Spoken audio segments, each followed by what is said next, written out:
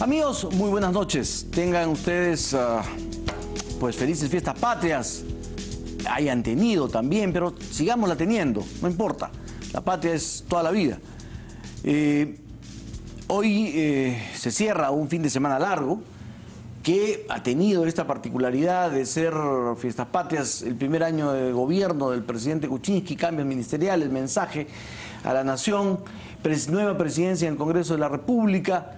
Entonces, pues varios temas que comentar el día de hoy. También Venezuela, siempre Venezuela, cada día Venezuela, cada fin de semana Venezuela, y muertos en Venezuela, desgraciadamente.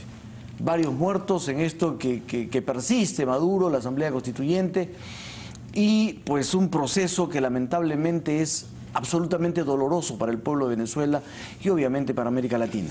Un país que pudiendo ser tan rico termina en esta pobreza impresionante y por efecto de lo que significa esta gestión, que no empieza ahora, empieza con Hugo Chávez y sigue con Maduro, pues termina siendo terrible y trágica para los venezolanos. Nosotros estamos ya sentados frente al presidente del Congreso de la República, el congresista Luis Galarreta, a quien le damos las buenas noches. Congresista, buenas noches. ¿Cómo estás, Enrique? Es un gusto estar contigo. Buenas noches. Muchísimas gracias por estar aquí. Y felices fiestas también, ¿no? De igual manera, así es, efectivamente, todavía está, siempre todo julio. Fiestas. Y todos los días. Así es. Y muchas gracias por venir aquí ahora como presidente del Congreso. Encantado. Venezuela, ¿qué le sugiere? Bueno, lo comenté incluso en mi mensaje inaugural de cuando asumí el rol, creo que de gran responsabilidad, como he dicho, que es un honor ser presidente del Parlamento de la República, dos aspectos que no pueden pasar de un parlamento democrático, de un país democrático, ¿no? El caso de Venezuela, que es recuperar el liderazgo que han tenido los parlamentos peruanos históricamente en la región, desde épocas antiguas, siempre ha estado a la cabeza, abanderando, digamos, luchas pro democracia.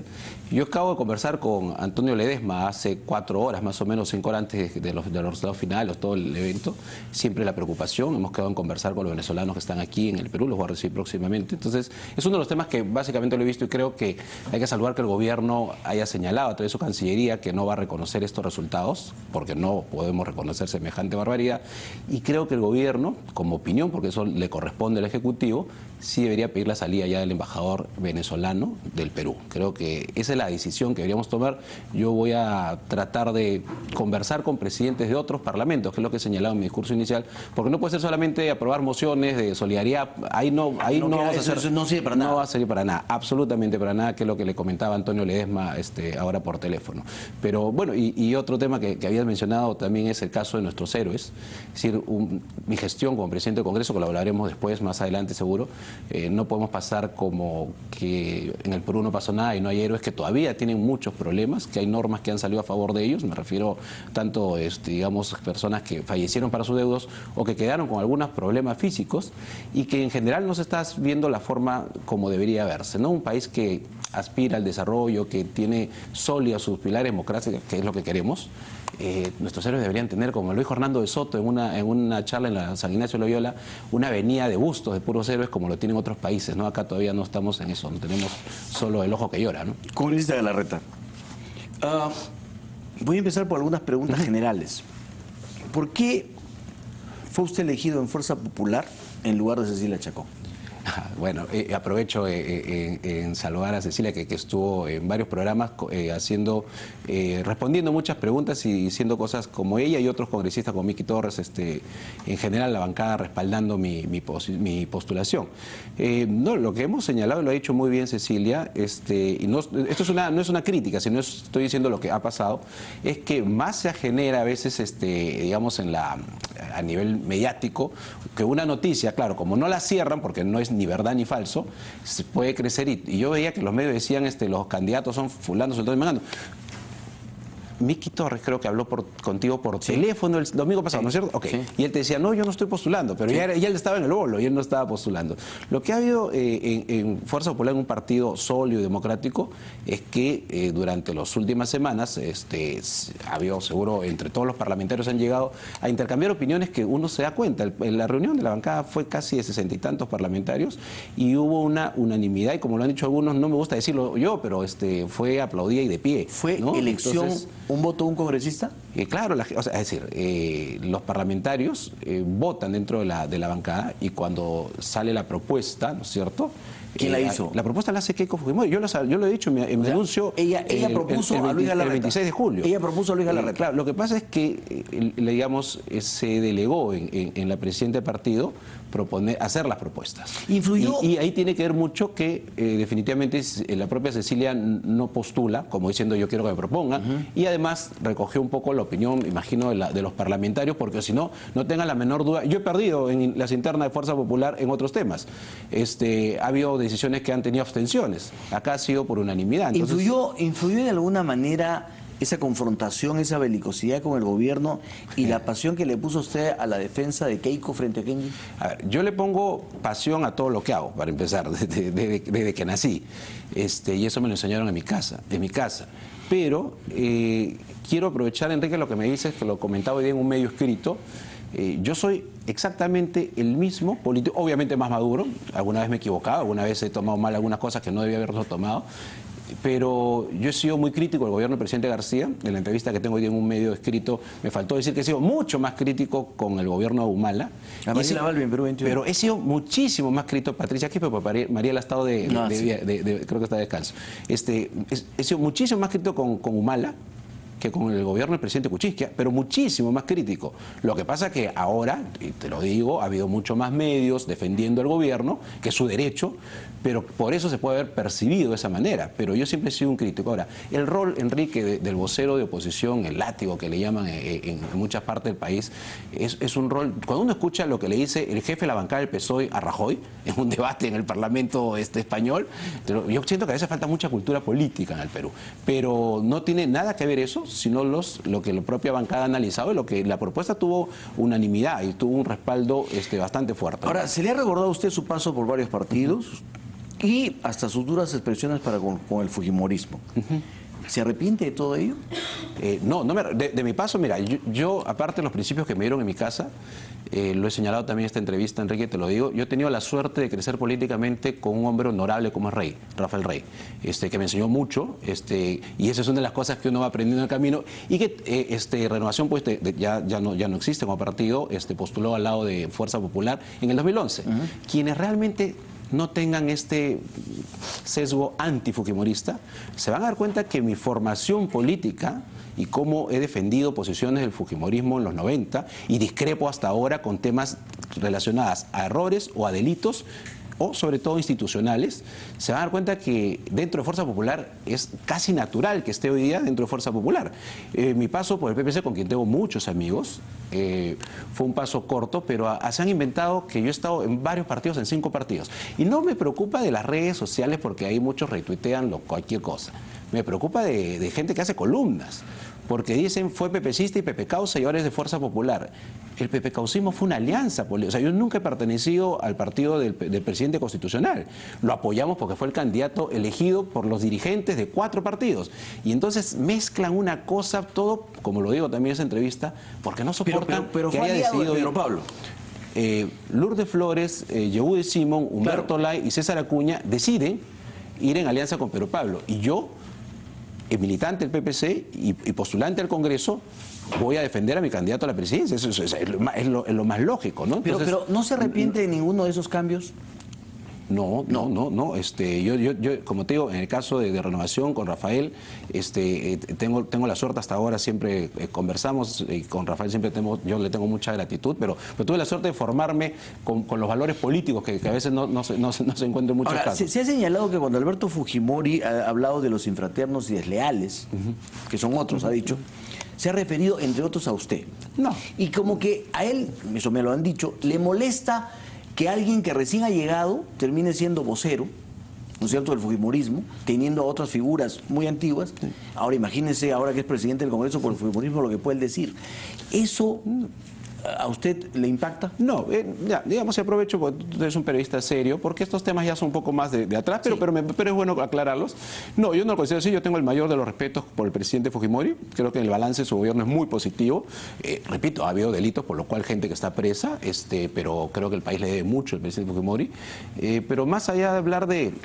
Yo nunca he sentido una expresión negativa, salvo la del ex congresista Aguinaga, que creo que tal vez por error a un momento señaló que los advenedizos, pero a mí no me molesta. Yo me he ganado a pulso, conozco muchas bases de Fuerza Popular, muchísimas bases de Fuerza Popular, y yo no veo esa división que algunos señala. Y me salté, por si acaso, para el televidente no vaya a pensar que no te he contestado sobre algunas frases, y lo señalé hoy día en la entrevista.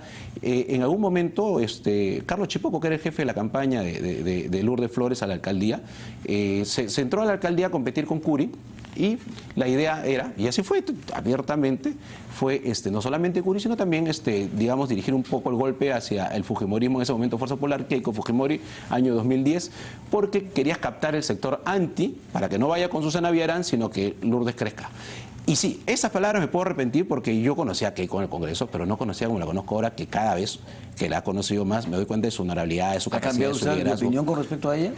No, me refiero a que no debí asumir tanto el rol de la campaña, cuando me metí a la campaña para defender a Lourdes Flores contra Curi en la campaña, y la estrategia que se planteó en ese momento, que era tratar de captar el voto antifujimorista, meter en el caso a la candidata Keiko Fujimori en ese momento. Porque hoy día, claro, la señora Rosa María, IDL, que son antifujimoristas y los odian, lo sacan cada tiempo, pero no van a sacar, por ejemplo, las veces que he hablado muy bien de fujimorismo en otras oportunidades, las veces que he defendido a diferentes ¿no se está posiciones repitiendo dentro ahora porque es su jefa? No, porque cuando yo quedé independiente, Enrique, en el año 2015, pasaron muchos meses, casi un año, y además hago un paréntesis, yo nunca me he cambiado de bancada. O sea, los tránsfugas que se sale de una bancada para pasarse a otra, yo me quedo con la bancada con la que he sido electo. Y cuando ha venido el nuevo proceso electoral, yo he participado con los grupos que han tenido y me han invitado y he tenido el gusto de participar. No hay ningún PPCista, y tú los conoces a todos, que hable mal de mí porque saben cuál ha sido mi trayectoria y cuál fue la diferencia. Entonces, hoy día, no, lo digo por absoluta convicción de quién es Keiko Fujimori, de la visión institucional que tenemos en Fuerza Popular, en la idea de hacer recambio político, en la idea de formar cuadros nuevos. Yo he inaugurado hace 6 semanas la Escuela de Formación Política de Juventudes. Keiko piensa en un partido institucional para que perdure en el país un gran partido transversal y popular, ¿no? ¿Qué representa Kenji Fujimori en este momento para usted? Bueno, Kenji es un congresista más de la bancada, ¿no? ¿Rebelde? O sea, no sé si rebelde, yo prefiero no calificarlo. Ha salido fotos donde nos hemos abrazado y entiendo que la prensa se puede confundir el día que juramenté y me abrazó porque, digamos, yo no me he peleado con él. Él ha tenido un proceso en el cual yo también estoy disgustado con algunos hechos y ha tenido una sanción que ya ha sido aprobada por la casi mayoría, para que veas que acá no se impone, porque en mi caso no hubo ni una abstención, hubieron 7 abstenciones, pero no porque estén a favor, porque algunos planteaban tal vez una pena menor, ¿no? 30 días. Entonces, las cosas son mucho más sencillas, Enrique, de lo que pareciera verse afuera, ¿no? Kenji no parece transmitirlo así. Bueno, él transmite muy fuerte. Él evaluará si tiene un juego propio, eso corresponde a él. Mira, y siempre lo he dicho, yo siendo uno de los nuevos, hoy día ya hay un vocero, que es Daniel Salaverry, y esa es la línea que yo asumo cuando tengo que tomarlo como posición de partido, ¿no? Porque yo hoy día como presidente del Congreso estoy un poco más viendo los temas de lo que hay que hacer este año en el Parlamento, ¿no? ¿Respalda usted y firmaría nuevamente el pedido de Keiko Fujimori cuando le dice al presidente: lleva meses el balón del caso, llegó la hora de actuar, haga uso de su potestad de presidente, indúltelo? Sí, la verdad que nosotros no preferimos ya estar hablando del indulto, porque ese es un manoseo innecesario. Yo voy a retroceder por tratarse de ti, que te tengo mucho respeto y aprecio, Enrique.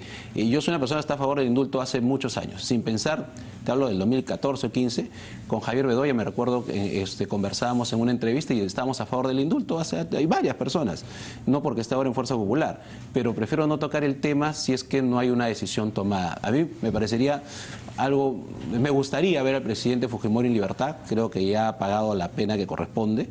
él no ha sido sentenciado por violación de derechos humanos. Eso no es verdad, recién se está ampliando el cuadernillo. Mira, tanto mintió esta gente que odia el fujimorismo, que recién se está ampliando el cuadernillo de extradición en Chile sobre violación de derechos humanos. Así que ese tema yo prefiero dejarlo ahí. Si algún día el presidente Kuczynski tiene la decisión tomada, ojalá que se hace. ¿Respalda usted el pedido de Keiko de que se repongan las ex procuradoras Príncipe y Ampuero? Sí, Keiko lo hace porque he leído algunas críticas. Si estoy hablando ahorita, voy a hacer un paréntesis como miembro de Fuerza Popular antes de entrar a los temas del Congreso. Lo hace porque, claro, después de un diálogo es importante y dice, y hemos hablado de corrupción, de la lucha contra la corrupción, que no hemos visto mucho en el mensaje, y dice que sería bueno, o sea, no es que dice hay que hacer esto, porque lo venden como que quiere imponerlo, ¿no es cierto? Cuando la señora Verónica Mendoza sale y dice, si usted hace el indulto, eso es una traición, o sea, lo está amenazando, pero hay estos sectores de doble moral, desgraciadamente, no dicen nada. Keiko lo que dice es, oye, hemos hablado del tema de lucha contra la corrupción, debería reponerla. Pero no le está diciendo ponlo, sino ni bancabas, nada. Pero es un comentario al cual yo considero que vamos a la reforma más bien ahorita de lo que se tiene que hacer a nivel de los procuradores. Le pregunto esto porque pues hay quienes dicen que la ministra de Justicia debe ir a una interpelación por este tema. Mira, ahora, como lo he señalado con otros casos, la interpelación, y lo dije en mi mensaje del 26 de julio cuando salí electo presidente del Congreso, corresponde a las bancadas. Las bancadas decidirán, yo tengo que administrar, si es que hay un caso de interpelación, ese es mi rol, los tiempos, los momentos, el debate, pero yo no decido si se interpela a alguien o no. Si mi bancada decidiera interpelarlo, yo cuando tendría que votar, si es que me corresponde votar, porque a veces los presidentes del Congreso no necesariamente, pero si yo tengo que votar, obviamente voy a votar como vote Daniel Salaverry, que es el vocero de mi bancada. Mientras tanto, eso lo verá cada bancada lo evaluará, ¿no? Eso tiene que ver con justamente el resultado del diálogo, porque hay quienes dicen que el diálogo fue positivo, que el día del mensaje aplaudieron los fujimoristas al presidente, cosa que no hicieron el primer año. Yo te cuento que sí, sino que no se vio porque hubo más se vio lamentablemente seguro la parte de las barras, ¿no? Pero hay quienes dicen, bueno, esto nos da una idea o nos puede permitir la esperanza de que este año no habrá interpelaciones ni habrá censuras. O sea, mira, yo como presidente del Congreso te diría, ninguno de los 130 parlamentarios va a renunciar a su rol de fiscalización y a su obligación constitucional de control político.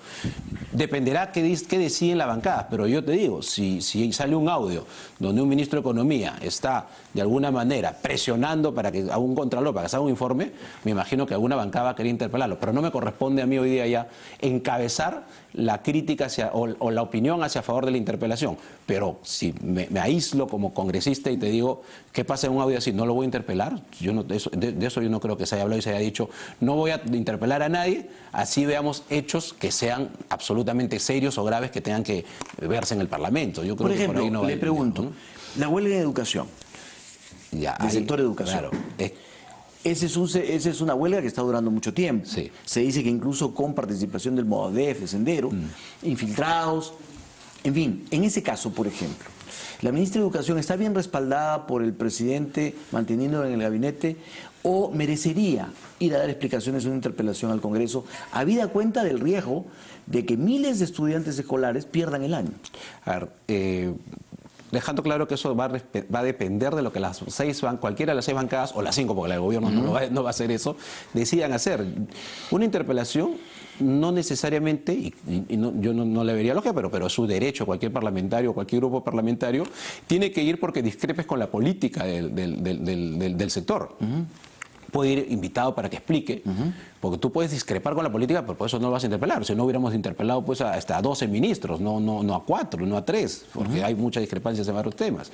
Y una interpelación tampoco tiene que dejarse hacer porque se puede sentir que hay una presión del Parlamento. Las interpelaciones cada bancada lo evalúa dependiendo si, por ejemplo, en la falta de levantamiento tal vez de la huelga, eso hay un sector del Parlamento que considera que el solo hecho que exista la huelga se requiere una interpelación.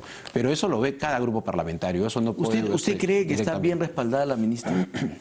¿Por el gobierno? Sí, al mantener en el cargo Yo he hecho una crítica, digamos, política, porque obviamente el hecho que algunos han dicho, vamos a ver si cambia de chip.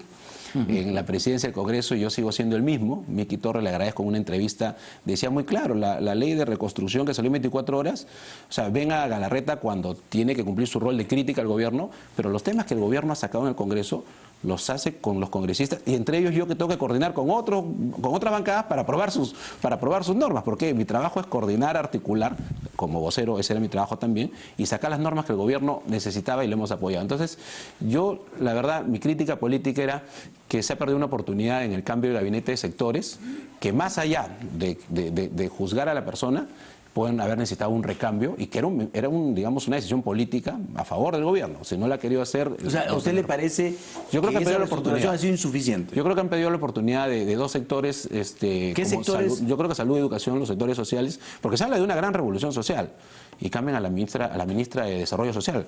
Es decir, ha dicho, estamos avanzando en la revolución social, ha dicho el señor presidente constitucional. Entonces, deja a la ministra si estamos yendo bien por la parte de los programas sociales, desarrollo social. Pero no hay nada en el cambio de educación y salud. O sea, no estoy diciendo que hay que cambiar, lo que estoy diciendo es que políticamente, y lo han dicho varios analistas, han debido aprovechar un momento para cambiar y hacer un punto de quiebre en algunos sectores, ¿no? ¿Y el Primerato y el Ministerio de Economía? ¿Está bien mantenerlo concentrado en una sola mano? Mira, yo ya he dado mi opinión, a mí me parece que es demasiado cargado, o sea, se necesita mucha especialización en ambos casos, pero, repito, esa es una decisión que tiene el Ejecutivo, y por si acaso lo advierto claramente.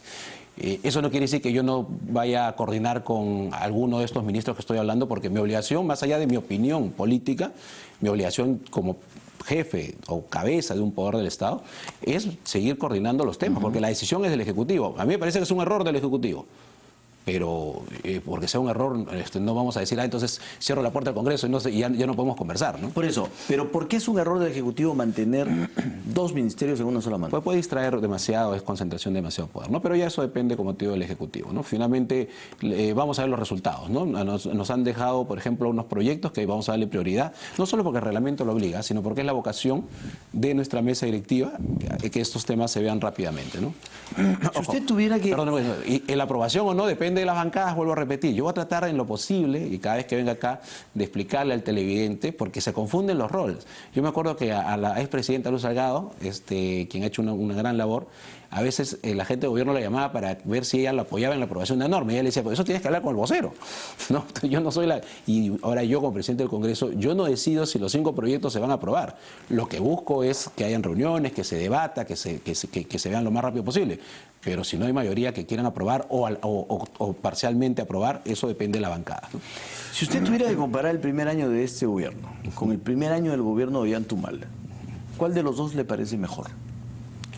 Bueno, es que claro, uno puede ver cifras, números, sensación, pero le pregunto a usted. Pero yo nunca he sentido confianza en el gobierno de Humala desde que empezó, ¿no? Desde que empezó. Desde que empezó, bueno, estaba cuestionado por violación de derechos humanos. Entonces usted diría que de verdad, no de primer mentiras. año ha sido mucho mejor que el primero. No podría decir, ni siquiera que ha sido mucho mejor, ¿no? Yo sí considero que pareciera a veces un sexto año del gobierno de Humala, ¿no? ¿Por qué?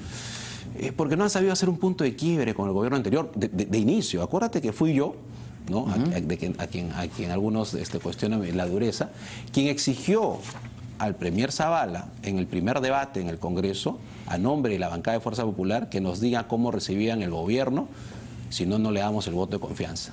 Y ahí empezaron a decirnos, hoy día, pensamos en ese momento que ya nos habían dicho más o menos la mitad, hoy día nos damos cuenta que nos habían dicho el 10%. Igual le dimos el voto de confianza histórico que ha tenido Zavala. Nunca ningún premier ha tenido ese voto. Entonces, primero porque no había un punto de quiebre y porque no se sentían unas reformas. Y creo que ojalá que el gobierno despierte, porque en el Congreso siempre va a encontrar la misma colaboración del primer año para hacer las reformas institucionales que se requieren. Hay reformas grandes que se requieren para no caer en esta trampa del crecimiento medio que le llaman, ¿no? ¿Pero sigue usted que el presidente sabe hacia dónde va y sabe hacia dónde quiere llevar el país?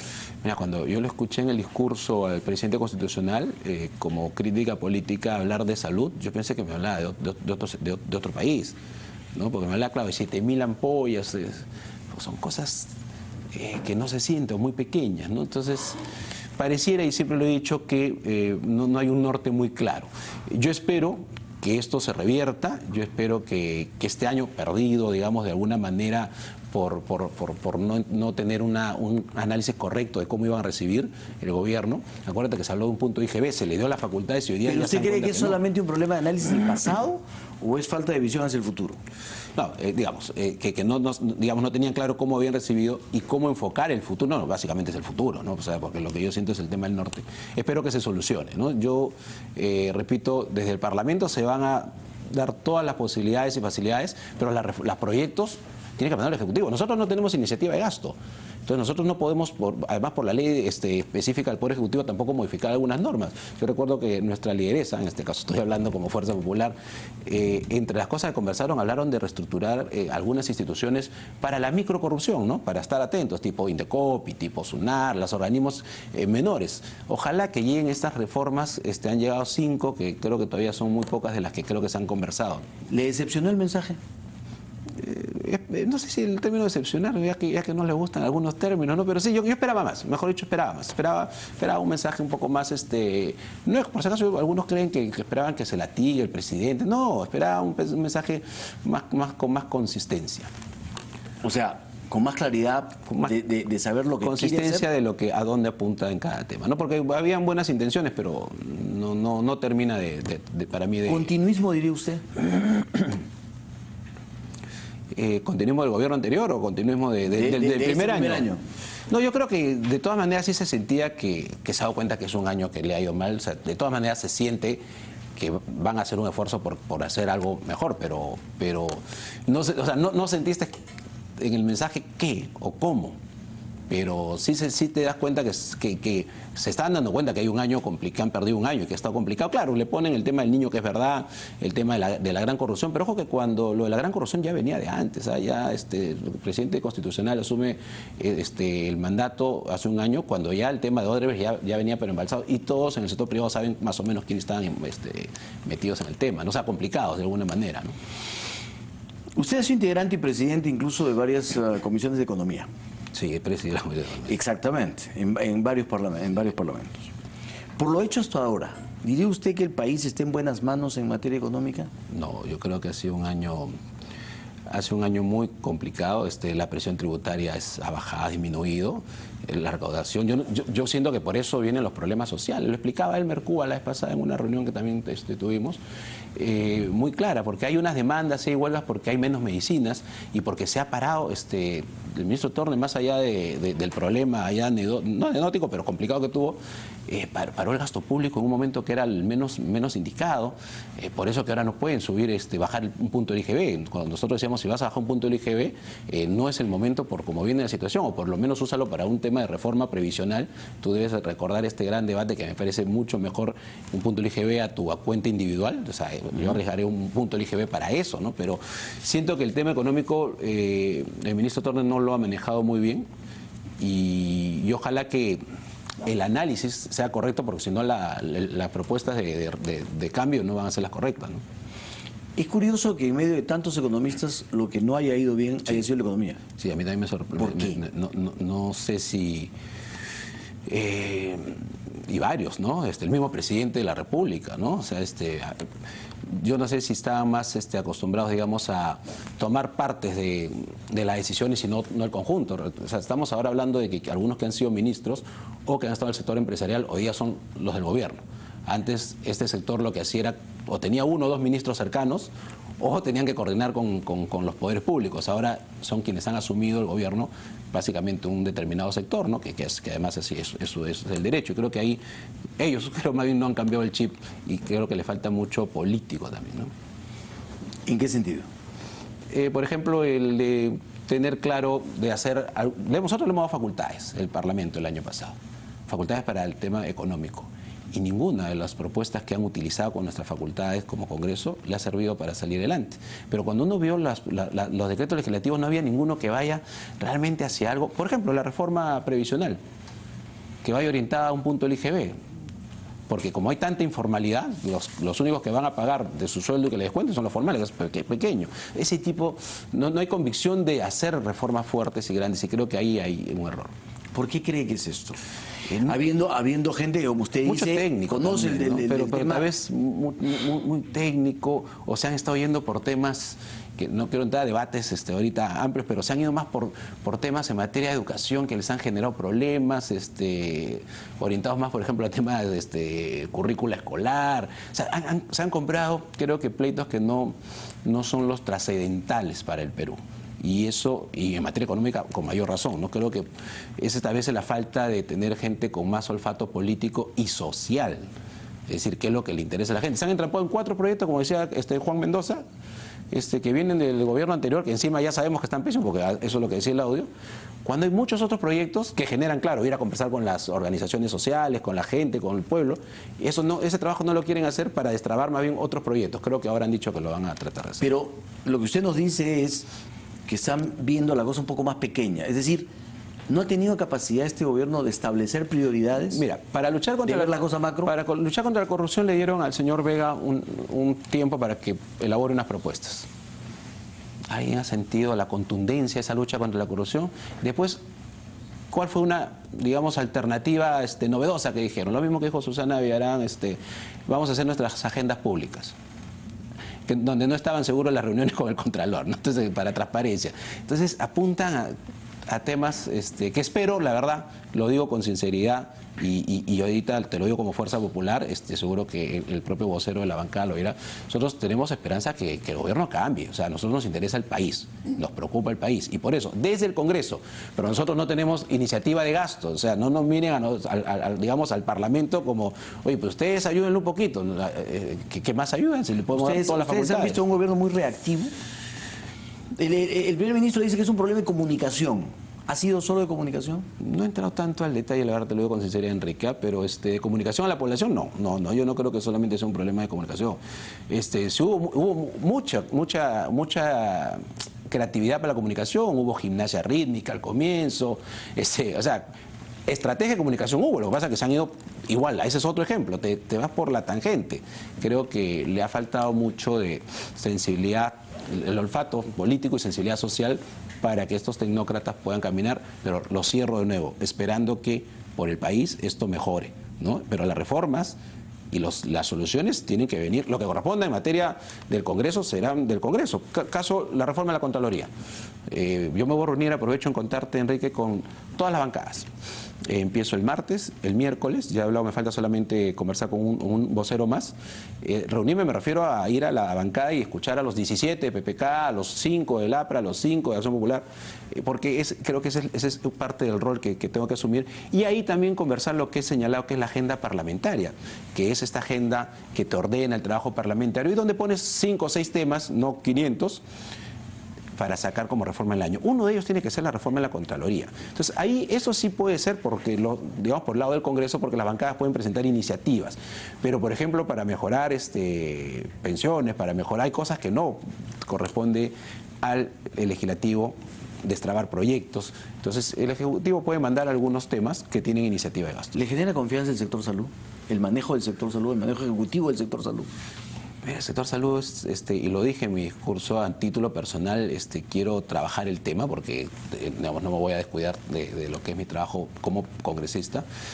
No tanto si desconfianza, ojo, no en las personas, me genera desconfianza en todo el sistema de salud. Desde que salió el caso Moreno, hasta el día de hoy no existe el famoso tomógrafo, hasta el día de hoy dicen que no existe. ¿Cómo no puedes solucionar eso y tiene que la gente irse a seguir tercerizando donde hay un negocio privado, ¿no? que tenía ciertas dudas, ¿no? Ahí necesitas a alguien que haga una gran reforma y yo creo que ese es el gran tema para mí. Y Patricia García no es esa persona, para usted. Yo no preferiría, creo que es claro que se necesita una gran reforma y no se ha dado, ¿no? Todavía no se ha hecho. La Fiscalía parece también no estar satisfecha con el mensaje. Y varias personas que están ligadas al tema de la justicia han criticado la pretendida reforma o la anunciada reforma del Consejo Nacional de la Magistratura. ¿Cómo ve usted esto? ¿Coincide con ellos o coincide con el presidente? A ver, yo tengo claro que el Consejo Nacional de la Magistratura debe tener una reforma. Creo que el propio presidente del Consejo Nacional de la Magistratura alguna vez planteó que algunos cambios. Creo que todos los que tienen dos dedos frente te dicen, con todo respeto, de diferentes profesiones, para el análisis de jueces deberían ser gente más vinculada a lo que corresponde elegir jueces. Pero ese es un debate que tiene que darse. o sea, sí creo en que es necesario la reforma, no necesariamente la propuesta mandada por el Ejecutivo, que es un primer paso importante, interesante, que habrá que evaluar. Algunos consideran que va a meterse mucho la influencia política, porque es un Ejecutivo. Han hablado de injerencia, han hablado de que el gobierno quiere jueces y fiscales a su medida. Pues hay que mirar los pros y los contras, y para ese debate habrá que invitar a quienes son los afectados, como en cualquier otro debate en comisiones, ¿no? Pero yo creo que se abre ahí una oportunidad de un debate rico, interesante, pero lo que todos coincidimos es que se requiere una reforma. ¿Confía usted en Nelson Schack? Digamos, no tengo ningún motivo por el cual desconfiar, en todo caso, no lo conozco. Lo que hemos hecho es, en ese momento, antes de que yo sea presidente del Congreso, votar, porque primero cumplía con todos los requisitos formales, segundo no había un cuestionamiento claro, pero sí el mensaje creo que ha quedado claro. Si, por ejemplo, el hecho de que pierda independencia o que pierda lo que se llama la autonomía, que es lo que algunos temían, Víctor Andrés lo señalaba claro, esa es una causal definitivamente grave y el Parlamento podría removerlo, ¿no? O sea, yo creo que con la salida del anterior Contralor, el Parlamento ha aprendido una lección, pero los que vayan a la Contraloría también han aprendido una lección. O sea, que acá no hay nadie inamovible y que nadie, una vez que lo eligen, es sagrado, ¿no? El Tribunal Constitucional, ustedes van a tener que nombrar a quienes van a tomar los puestos que queden libres. Sí, este año está pendiente un miembro del Tribunal Constitucional. Me imagino que en las próximas semanas vamos a tratar de poder nombrar a esa persona que falta. Es un tema que tengo que coordinar con las otras bancadas. Es al contrario, porque mi experiencia vocero me va a servir como presidente del Congreso para poder articular o coordinar con algunos voceros, incluido mi vocero en el caso de Fuerza Popular, Daniel Salaverry, para sacar lo más pronto posible esta designación, ¿no? ¿Y esa designación recaerá en algún fujimorista? Yo no sé si, porque la pregunta involucra que, por ejemplo, solo pueden participar a una elección de un alto grado o un alto cargo alguien que no sea fujimorista, lo cual no lo digo como presidente del Congreso, lo digo como ciudadano. Eso es inaceptable, ¿no? Porque claro, cuando uno ve que alguna vez alguien cercano al fujimorismo asume un cargo, es terrible. Pasaba con el caso de Banco Central. No, el Banco Central sí nos correspondía a dos miembros, ¿no? SUNAT, ¿cierto? No, pero el caso de SUNAT creo que ha sido claro. Acá hay, te voy a repetir nuevamente, mucha leyenda urbana, ¿no? En el caso de SUNAT no es una persona que estuvo en algún tiempo trabajando como un técnico, pero es una persona que ha sido convocada por el señor Zavala, por el ministro Zavala. El Banco Central, el Congreso pone miembros del Banco Central, y quienes nos criticaban querían poner a Campodónico. O sea, ¿por qué Campodónico, que es ligado a la izquierda y a Verónica Mendoza, si es una persona honorable para ir al Banco Central, y por qué los que elegimos nosotros con una mayoría en el Parlamento que es absolutamente moral y democrático usar los votos que el pueblo te ha dado? O sea, ese tipo de críticas, yo voy a ser muy defensor, como siempre lo he sido, del fuero parlamentario y de lo que se decide en el fuero parlamentario. ¿Sigue pensando que Fernando Zavala es un Montesinito?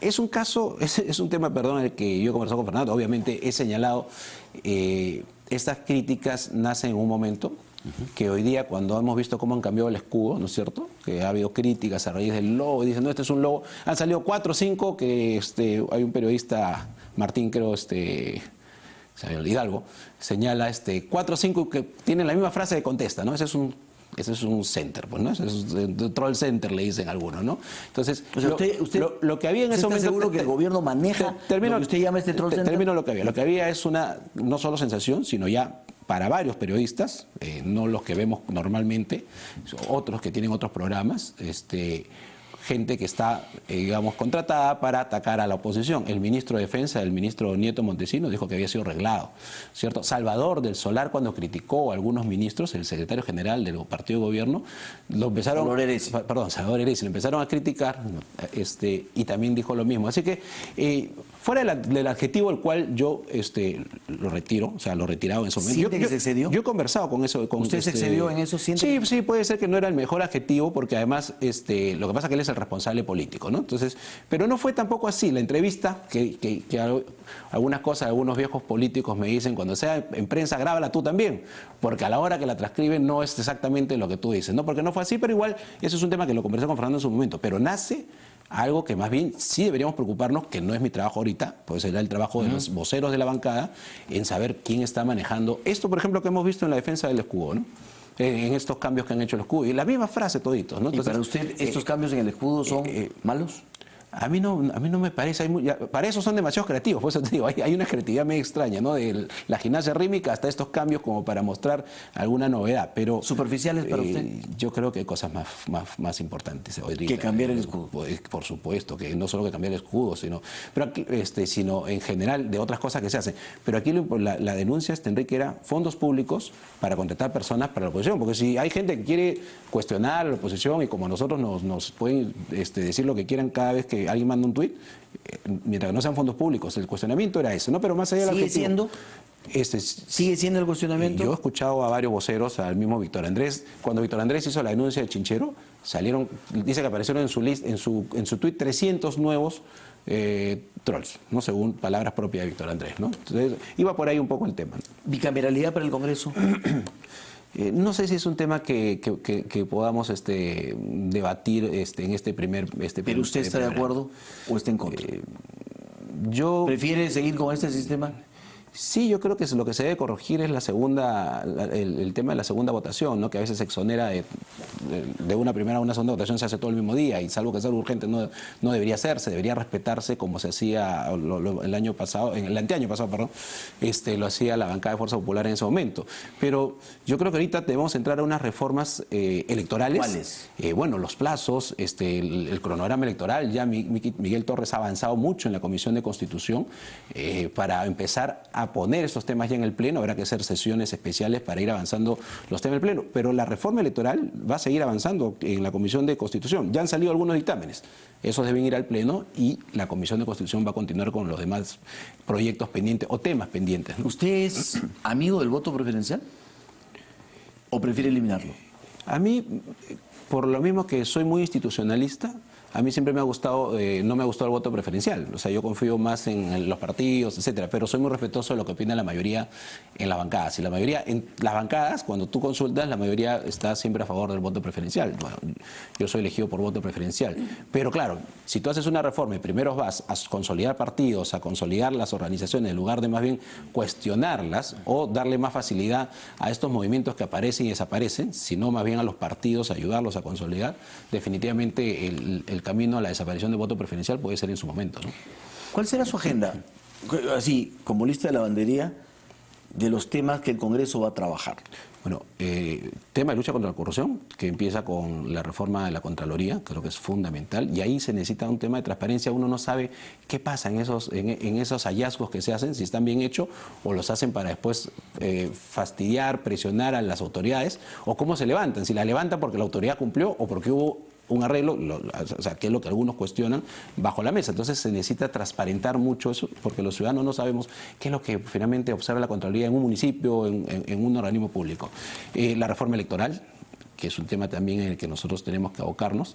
Yo he comentado, y te lo decía, el caso propio del Consejo Nacional de Magistratura, que fue un tema que se conversó, se debatió, y hay una propuesta, pero me imagino que van a haber otras propuestas.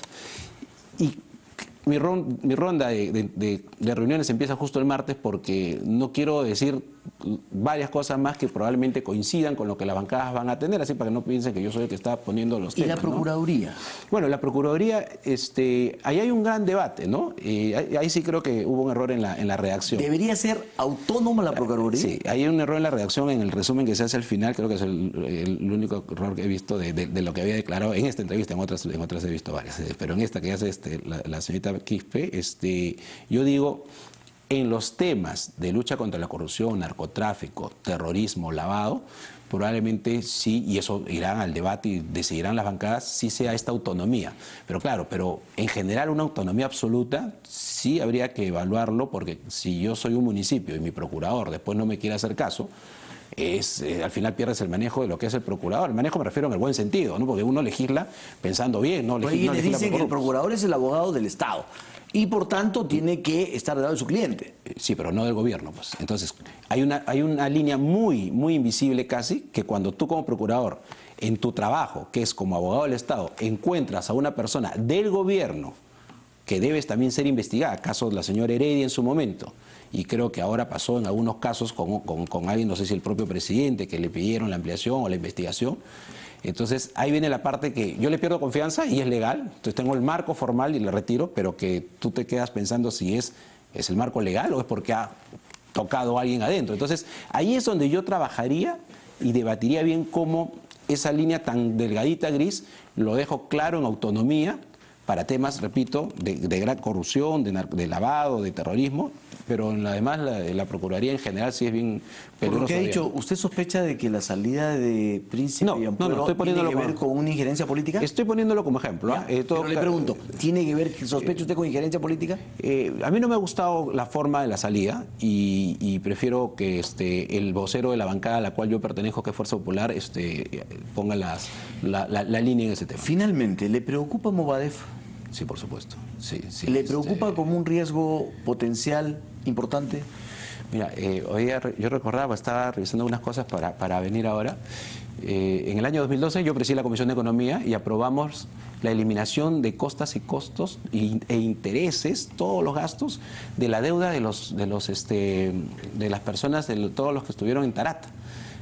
Todas las personas que estuvieron perjudicados por el cochebomba de Tarata, les dieron un préstamo para que salgan y recuperen, arreglen la casa y se generó una deuda. El municipio de Miraflores ayudó. 20 años después le hemos solucionado ese problema porque el municipio se puso a trabajar y nosotros simplemente facilitamos. Y por eso que lo dije en mi discurso, o sea, esta gestión va a ser una gestión que todos los temas relacionados al terrorismo va a estar atento. Si es un proyecto de ley, si es un tema de control político, si es un tema de coordinación, si es un tema de que yo tenga que reunirme con el ministro de Defensa. Nosotros no podemos pasar por alto, no podemos dejar una sola ventana a esta gente que ¿Le preocupa esto porque las autoridades hablan de que en las huelgas está metido el Movadef, está metido Sendero, lo cual quiere decir que está recobrando fuerza o no? Claro, si tú sientes que hay un poco de debilidad desde el gobierno, que creo que no se ha sentido mucha fortaleza en el gobierno, sí puede estar pasando. O sea, ¿Movadef está aprovechando la presencia de un gobierno débil?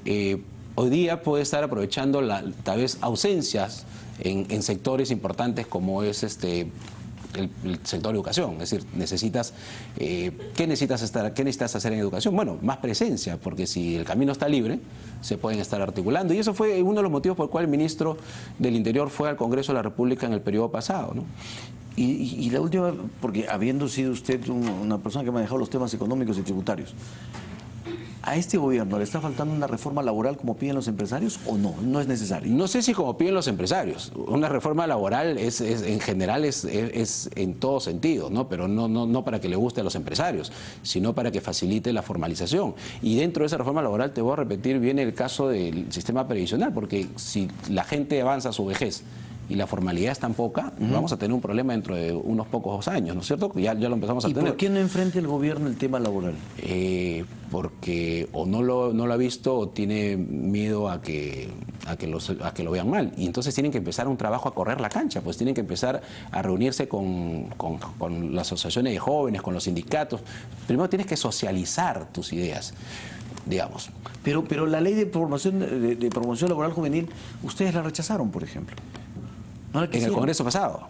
Sí, y ahora también no lo vieron con buenos ojos. En el Congreso pasado no todo. O sea, yo recuerdo que hubo algunas votaciones. Pero ahora tampoco la han visto con buenos ojos. Bueno, ahorita está en la comisión, ¿no? Se ha quedado con la ley ahí atrapada. No, pero la comisión, el presidente de la comisión tiene que ponerlo en agenda y eso es una potestad del presidente de la comisión. El presidente de la comisión no recuerdo quién es, pero sé que es del Frente Amplio. Termino con algo que también lo dijo el presidente en su mensaje a la Nación. Hay un control político, hablando de mi gestión, y es lo que quiero conversar con los parlamentarios en esta ronda, que tiene que ver con las cosas del día a día, con el control político a instituciones de menor rango. Caso el bus de San Cristóbal, y lo decía en mi mensaje, ¿no? Entonces ya pasó un poco la coyuntura mediática, que es normal, porque tiene que ser, pasa así, y ya nos olvidamos que hubieron personas con 12 horas que no activaban un SOAT. Hay una ley de SOATs. Y no se hace nada todavía. Entonces, ¿qué pasa si hay una ley y no está funcionando? Ese control político, que no es traer al ministro, sino es a los encargados de que funcione, ese es donde las comisiones digamos, es lo que me interesa que entremos, porque eso es en el día a día. Y eso tiene que ver con que, y también lo he dicho para este año, que digamos, el proceso legislativo, cuando uno hace una ley, no debe terminar cuando se publica en el peruano la ley. Porque lo que tienes que hacer es ver cuál es el impacto social posterior. Y vamos a revisar, que eso es un tema técnico, para ver si esa ley necesita una modificatoria, necesita una ampliación o necesita hasta derogarla. Porque muchos sacan a veces una ley después supuestamente para beneficiar eso y después de meses tú no haces ningún análisis, no sabes si finalmente sirvió o no sirvió. Y eso es otra cosa que también vamos a hacer en la gestión. Muy bien, congresista Luis Galarreta, muy reconocidos por este amplio diálogo que hemos tenido aquí en su primera entrevista para televisión como presidente del Congreso, y esperamos más adelante evaluar su gestión, a ver cómo avanza y sus conversaciones. Mañana se reúne usted con el Premier Zavala. A las 5 de la tarde hemos quedado con el Premier y con los demás grupos parlamentarios. ¿Y con el Premier cuál será la agenda? Bueno, yo le he enviado un oficio y también va a salir hacia los voceros para armar la agenda parlamentaria que hasta el 25 de agosto nos envíen sus prioridades. Probablemente de las 5 que han enviado, 2 estén en la agenda. ¿Es protocolar la reunión de mañana? Sí. Sí, pero yo creo que, digamos, a mí las reuniones protocolares me gustan aterrizar en algo, ¿no? Ya. Entonces, por eso, yo mañana ya estoy yendo, no, perdón, el martes estoy viendo con las bancadas. Y a mí me refería a la de mañana. Pero la de mañana sí, me imagino que vamos a conversar de la agenda legislativa, porque el Ejecutivo, por reglamento, tiene que presentar sus prioridades. Entonces, creo que hay que aterrizar cuáles son las prioridades que vamos a hacer, ¿no? Pero la mesa que nosotros, o que yo voy a encabezar, pero los 4 parlamentarios, sobre todo en mi caso, que tenían algunas preguntas, va a ser, como lo he dicho, dialogante, democrática. Yo ya tengo 5 años de... O sea, va a cambiar el chip. No, es que... O sea, de vocero a presidente me refiero. Sí, pero yo siempre he sido dialogante y democrático. O sea, no voy a cambiar el chip. Lo que pasa es que ya no es mi rol y hay otros voceros en el tema de transmitir las opiniones. Ahora, que uno las transmite en un estilo u otro, pero yo no voy a dejar de criticar cuando haya que criticar. Pero lo que me refiero es que el diálogo, las coordinaciones siempre van a estar. Que no quiere decir que coincidamos en todo. De acuerdo. O en la mitad. Muy bien, muchísimas gracias. Muchas gracias. Vamos a una pausa, regresamos.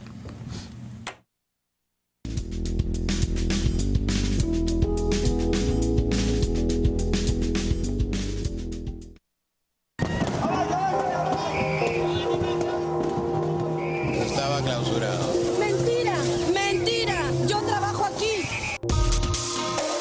Hoy hemos venido a ratificar nuestro compromiso con la democracia, con la libertad. Se impone mandato de prisión preventiva contra los investigados Ollanta, Moisés. Yo estoy dispuesto a aceptar todo tipo de insultos y adjetivos.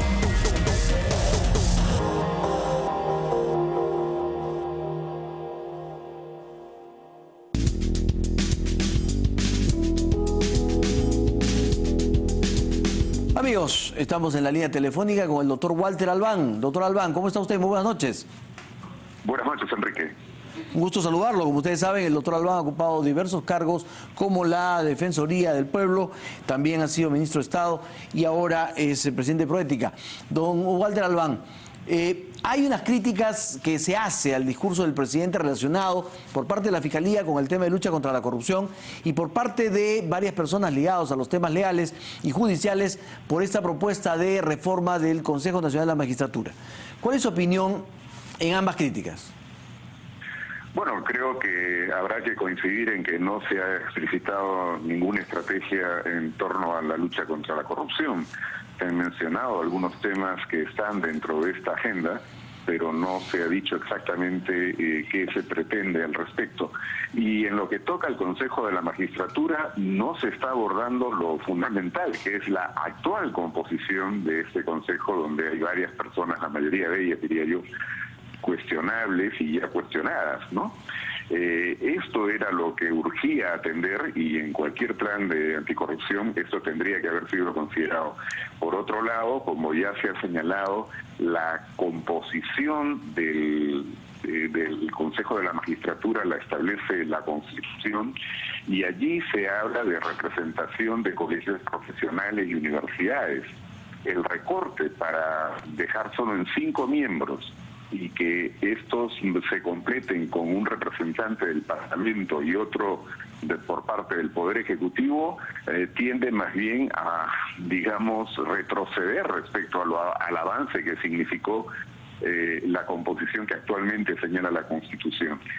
Politiza más esta instancia, ¿no? No nos explicamos realmente cómo se ha proyectado esto y en base a qué consideraciones. Es preocupante, por ejemplo, que revisando el texto se advierten errores, digamos, gruesos, ¿no? Como, por ejemplo, establecer de que se va a incorporar en determinado periodo un representante de la Junta de Decanos de colegios de abogados y eso no está comprendido en la composición que se señala en el artículo anterior. Quiere decir que esto se ha trabajado con bastante apresuramiento, por decirlo menos, y creo yo que esto a lo que debiera dar lugar es a un real debate sobre cuál podría ser a futuro un diseño más, digamos, funcional para este Consejo de la Magistratura, sin restarle participación a la sociedad civil, pero también evitando que pueda haber una manipulación de los procesos que se siguen para poder elegir a quienes representan a estas organizaciones. Y por otro, es sin duda muy importante ver qué se hace en lo inmediato, porque si vamos a dejar que esto se prorrogue para que siga actuando el actual Consejo hasta el año 2019, que es más o menos cuando concluyen los mandatos de quienes están ahora en funciones, entonces la verdad se habrá perdido el objetivo que fue señalado durante la campaña del señor Kuczynski cuando todavía era candidato, ¿no? Doctor Albán, toquemos entonces la primera parte. Usted le da la razón a la Fiscalía de la Nación. ¿Qué hubiera esperado usted en materia de lucha anticorrupción? Bueno, creo que hay algunos aspectos que fueron abordados en los paquetes de decretos legislativos y se han producido retrocesos en el Congreso en relación a ellos, en algunos casos por lo menos. Por otro lado, si el propio presidente creó la Comisión Presidencial de Integridad, ¿no es cierto?, que tuvo 45 días para elaborar una propuesta o un conjunto de propuestas, esta comisión, que fue presidida por el ex defensor del pueblo, Eduardo Vega, pues ha marcado el derrotero. Fueron 100 propuestas las que ahí estaban contempladas, incluso una respecto al Consejo de la Magistratura, y lo que se hubiera esperado es que se estableciera un plan para poder, digamos, acoger el íntegro de estas propuestas y ver qué se puede desarrollar a partir de ellas, ¿no? ¿Por qué cree usted que no llega a concretarse nada orgánico al respecto? Bueno, da la impresión que no es pues una prioridad la cuestión de la lucha contra la corrupción. Eso es lo que preocupa, ¿no? Se señaló en el discurso, como dije, en la época de las elecciones, en la campaña electoral, y al parecer aquí había consenso respecto a la necesidad de establecer una estrategia que pudiera permitir alianzas en todo el aparato del Estado, pero también con la sociedad civil, para priorizar esto, que es el problema más grave que afecta hoy día al país. Eso lo percibe la propia ciudadanía. Y cuidado, porque el tema de la inseguridad ciudadana, que ha estado siempre por delante, digamos, en la preocupación, está estrechamente vinculado al problema de la corrupción.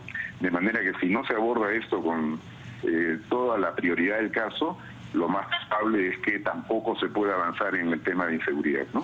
Y finalmente, en el tema del Consejo de la Magistratura, usted ha dicho que de repente ha habido apresuramiento. Sin embargo, también queda indefiniciones con respecto a este tema de la Procuraduría, de las Procuradurías en general, o del Consejo de Defensa Jurídico del Estado. ¿Cree usted que hay en eso planteamiento claro o hay lo que usted cree improvisación solamente, o ambas? Bueno, yo creo que el diseño de lo que se había planteado para la Procuraduría no terminaba de quedar, digamos, claro. Sabemos que hay una nueva ley, pero que no ha entrado en vigencia porque todavía no hay reglamento de la misma, y se pretende hablar de las procuradurías como si todas fueran lo mismo, y ahí hay una diferencia importante a señalar, porque no se trata, digamos, de trabajar por igual respecto a estas procuradurías que tienen encargos especializados, con lo que es la marcha regular del Poder Ejecutivo y del Estado en su conjunto, que requieren abogados para cosas bastante más domésticas, si se quiere. Entonces, ahí también hay un debate pendiente para saber exactamente qué es lo que conviene y cómo se podría abordar mejor estos temas. Definitivamente, en el caso del Consejo de la Magistratura, repito, el problema principal tiene que ver con la actual composición y eso no se está tocando, de manera que ojalá que esto más bien sirva para abrir un debate y no aplicar mecánicamente una reforma constitucional, que es lo que se está proponiendo, que, como digo, tiene incluso errores en su texto, lo que indica ya, digamos, la poca dedicación que se ha tenido al momento de elaborar la propuesta, ¿no? Muchísimas gracias, doctor Albán. Buenas noches. Buenas noches también. Gracias. Muy amable. Vamos a una pausa, regresamos.